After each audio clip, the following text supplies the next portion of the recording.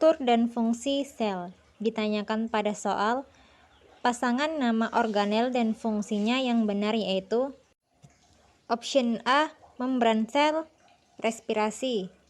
B. Nukleus, reproduksi. C. Re, sekresi. D. Mitokondria, transportasi. E. Badan Golgi, regulasi. Dijawab. Untuk menjawabnya, maka kita bahas satu persatu organel-organel sel dan fungsinya yang terdapat pada option.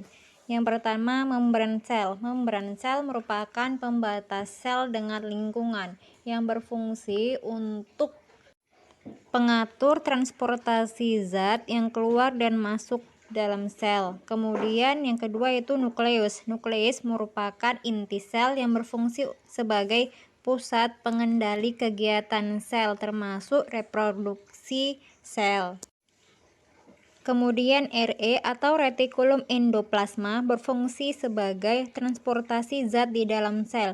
Retikulum endoplasma ini terbagi menjadi dua, yaitu retikulum endoplasma kasar dan retikulum endoplasma halus.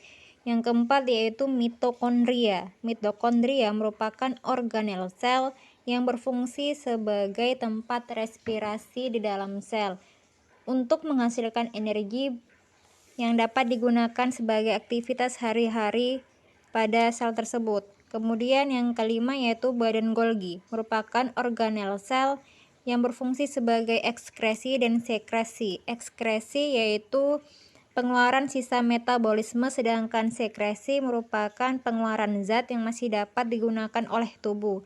Kemudian kembali lagi ke pertanyaan di mana pertanyaannya yaitu pasangan organel sel yang fungsinya yang benar yaitu A. Membran sel sebagai respirasi. Maka ini membran dan fungsi yang salah dikarenakan membran sel berfungsi sebagai pelindung. Yang kedua nukleus. Nukleus berfungsi sebagai reproduksi. Ini merupakan pasangan yang benar dikarenakan nukleus berfungsi sebagai pusat pengendali kegiatan sel termasuk kegiatan reproduksi. Kemudian Re sebagai sekresi.